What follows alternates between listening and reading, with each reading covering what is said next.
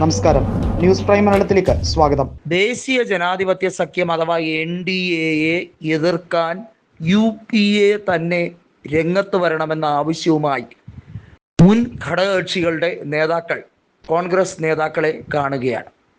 UPAയിൽ ഉണ്ടായിരുന്ന ഘടകകക്ഷികളിൽ DMK, തൃണമൂൽ കോൺഗ്രസ് തുടങ്ങിയവരാണ് പ്രബല കക്ഷികളായി ഉണ്ടായിരുന്നത്. ഇതിനകത്ത് തൃണമൂൽ കോൺഗ്രസും DMK അതാത് സംസ്ഥാനങ്ങളിൽ, അധികാരത്തിലുള്ള സംസ്ഥാനങ്ങളിൽ 3 മാസത്തിനുള്ളിൽ തെരഞ്ഞെടുപ്പിനെ നേരിടേണ്ട സാഹചര്യമാണ്. ഒരുപക്ഷെ അത് നേരത്തെ ആകാം, അല്പം വൈകിയാകാം. കാരണം തെരഞ്ഞെടുപ്പ് കമ്മീഷൻ്റെ നടപടിക്രമങ്ങളും പ്രക്രിയയുമെല്ലാം BJP തീരുമാനിക്കുന്ന അവസ്ഥയിലേക്ക് കൊണ്ടുപോവുകയാണ്. എത്ര വൈകി തെരഞ്ഞെടുപ്പ് നടത്തിയാലും കാലാവധി പൂർത്തീകരിക്കുന്നതിന് മുമ്പ് തെരഞ്ഞെടുപ്പ് നടത്തണമെന്നത് റൂളായതുകൊണ്ട് തന്നെ അതിനു മുമ്പോ ആ സമയം തീരുന്ന അവസാന ലാപ്പിലോ ആകാനാണ് സാധ്യത കൂടുതൽ. എന്തു തന്നെ വന്നാലും UPA മുന്നണി സംവിധാനം പുനർസൃഷ്ടിക്കണം. ഇന്ത്യ മുന്നണി എന്ന സംവിധാനം കൊണ്ട് പ്രയോജനകരമായിട്ടുള്ള ഒരു ചേഞ്ച് ഈ രാജ്യത്തുണ്ടായിട്ടില്ല എന്ന അഭിപ്രായം DMKയും തൃണമൂൽ കോൺഗ്രസും പറഞ്ഞിരിക്കുകയാണ്. നമുക്കറിയാം, അസാമിൽ കോൺഗ്രസ് സഖ്യമുണ്ടാക്കിയിരിക്കുകയാണ്. അവിടെ അസാമിൽ യുണൈറ്റഡ് ഡെമോക്രാറ്റിക് ഫ്രണ്ട് എന്ന രീതിയിൽ അവിടുത്തെ അസാം സഖ്യകക്ഷികളെ കൂട്ടിയാണ് അസാമിൻ്റെ ഐക്യ ജനാധിപത്യ മുന്നണി എന്ന സംവിധാനം രൂപീകരിച്ചിരിക്കുന്നത്. കേരളത്തിൽ എങ്ങനെയാണോ UDF, അതേ മാതൃക പോലെയൊക്കെയാണ് അസാമിൽ. എന്നാൽ അതുകൊണ്ട് മാത്രം ജയിക്കാൻ കഴിയില്ല എന്നും ജനങ്ങൾക്ക് വിശ്വാസ്യത വരുന്ന രീതിയിലുള്ള ഏറ്റവും ശക്തമായൊരു മസ്ബൂത്ത് എന്ന രീതിയിൽ ഒരു ദൃഢമായിട്ടുള്ള സംവിധാനം, മുന്നണി സംവിധാനത്തിൽ രൂപീകരിക്കണമെന്ന ആവശ്യവുമായാണ് മമതയും MK സ്റ്റാലിനും രാഹുൽ ഗാന്ധിയോട് നിർദ്ദേശം മുന്നോട്ട് വെച്ചിരിക്കുന്നത്.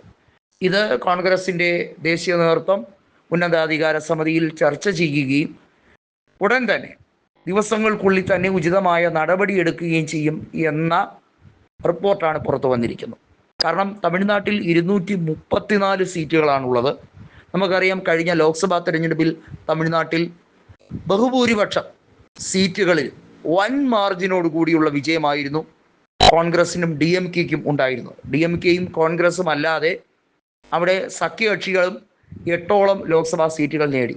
ഒരൊറ്റ സീറ്റ് പോലും BJPക്കോ AIADMKക്കോ മറ്റു പാർട്ടികൾക്കോ കിട്ടാതെ മൊത്തത്തിലുള്ളൊരു ക്ലീൻ സ്വീപ്പായിരുന്നു തമിഴ്നാട്ടിൽ DMK സഖ്യം നേടിയെടുത്തത്. ബംഗാളിൽ BJPയുടെ ടാലി 18-ൽ നിന്നും 11-ലേക്ക് ചുരുങ്ങിയത് അവരെ സംബന്ധിച്ചിടത്തോളം വലിയ തിരിച്ചടിയാണ് ഉണ്ടാക്കിയത്.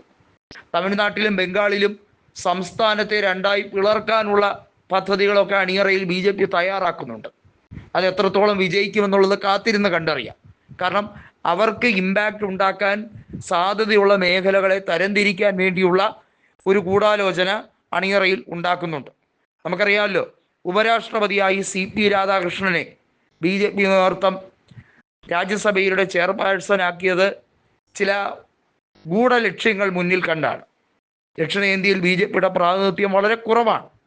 ഈ ഉപരാഷ്ട്രപതിയാകട്ടെ 2 തവണ കോയമ്പത്തൂരിൽ നിന്നും ലോക്സഭ MP ആയിട്ടുള്ള ഒരു വ്യക്തിയാണ്. ദക്ഷിണേന്ത്യൻ സംസ്ഥാനങ്ങളിൽ, പ്രത്യേകിച്ചും തമിഴ്നാട്ടിൽ നിന്നൊക്കെ ഒരു BJP MPയെ കിട്ടുക എന്ന് പറയുന്നത് വലിയ ഭഗീരഥ പ്രയത്നത്തിലൂടെയൊക്കെയാണ്. കാടടച്ച് വെടിവെച്ച് അധികാരം കിട്ടുന്നത് പോലെയൊക്കെയാണ്.